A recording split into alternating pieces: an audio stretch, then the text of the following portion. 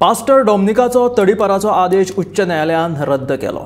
लांबणेर पडिल्ले केशीच्या आदाराचेर तडीपाराचो आदेश दिवपाक मेळना अशें निरीक्षण नोंदयत उच्च न्यायालयान शिवोलेच्या पास्टर डॉमिनिक डिसोजा आनी जुआन मास्करेनास हांचो तडीपार आदेश रद्द केला। FIR रजिस्टर केल्ले तेजेर दोगांचेर बायलेचेर 6 FIR आनी डॉमिनिकाचेर 9 FIR। So on the basis of FIR तेंच्यांनी ती एक्सटेंडमेंट प्रोसिडींग्स इनिशिएट केल्ली। कलेक्टर ऑर्डर पास केली saying that they should be extend for 6 months from north Goa and sent to South Goa. They should not enter North Goa basically for 6 months. So that order we had challenged before the Chief Secretary. Chief Secretary initially delayed the disposal of the appeal.